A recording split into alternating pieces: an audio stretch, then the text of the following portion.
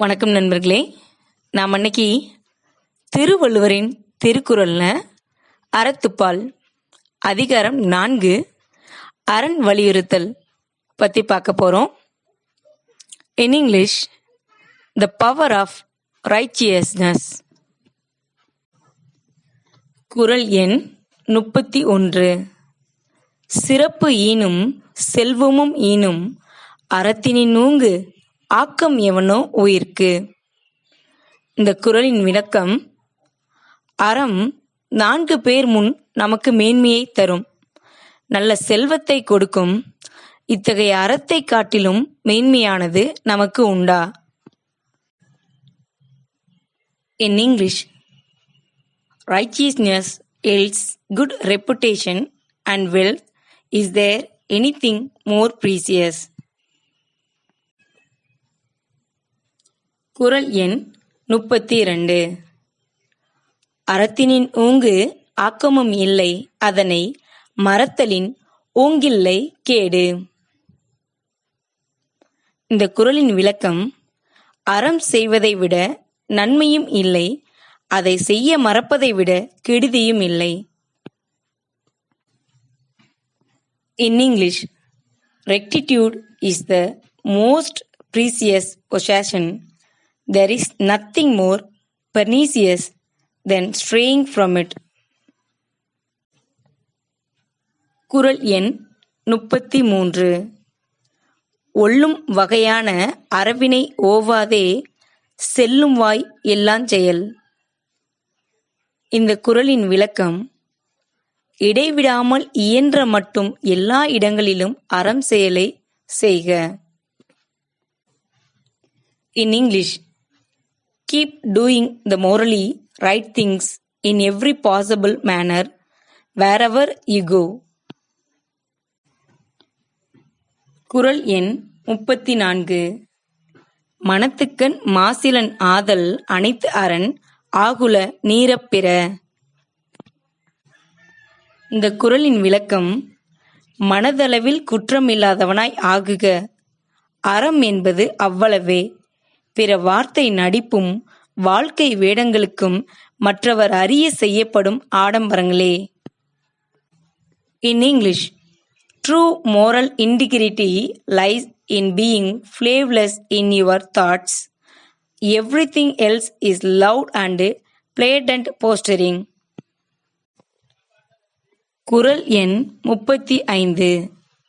அழுக்கா ராவெகுளி இன்னா சொல் நான்கும் இழுக்கா இயன்ற தரம். இந்த குறளின் விளக்கம்: பொறாமை, ஆசை, சினம், கடுஞ்சொல் ஆகிய இந்த 4 குற்றங்களுக்கும் இடங்கொடுக்காமல் அவற்றை கடித்து ஒழுகுவதே அறமாகும். In English, righteousness is all about removing the 4 flaws envy, desire, anger and harmful words. குறள் எண் 36. அன்றறிவாம் எண்ணாது அறஞ் செய்க மற்றது பொன்றுங்கால் பொன்றா துணை. இந்த குறளின் விளக்கம்: முதுமையில் செய்யலாம் என எண்ணாமல் இப்போதே அறத்தை செய்க. அந்த அறம் நாம் அழியும்போது தான் அழியாமல் நமக்கு துணை நிற்கும்.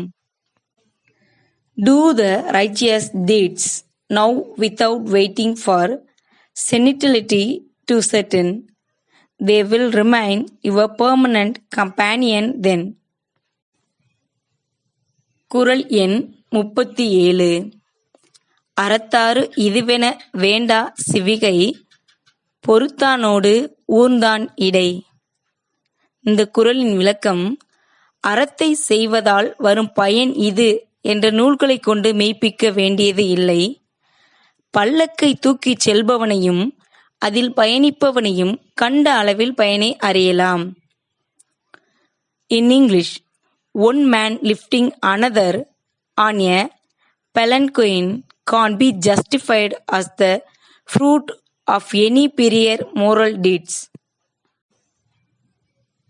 குறள் எண் 38. வீழ்நாள் பட அமை நன்றாற்றின் அஃதொருவன் வாழ்நாள் வழியடைக்கும் கல். இந்த குறளின் விளக்கம்: அறத்தை செய்யாது விட்ட நாள் இல்லை என்று சொல்லும்படி ஒருவன் அறம் செய்தால் அச்செயலே அவன் திரும்பப் பிறக்கும் வழியை அடைக்கும் கல் ஆகும். In English, never let a day pass without a good deed. It makes this life fulfilling and the next unnecessary. குறள் எண் 39. அறத்தான் வருவதே இன்பம், மற்றெல்லாம் புறத்த புகழும் இல.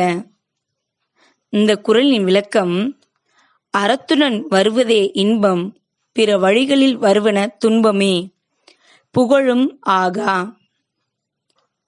In English, true joy blossoms only due to righteous deeds. All else causes unhappiness and disrepute. குறள் எண் 40. செயற்பாலதோறும் அரணே ஒருவர்க்கு உயர்ப்பாலதோறும் பழி. இந்த குறளின் விளக்கம்: ஒருவன் செய்யத்தக்கது அறமே, விட்டுவிடத்தக்கவை தீய செயல்களே. In English, a righteous deeds deserve to be done, an evil deed ought to be avoided to protect oneself from infamy. Thank you.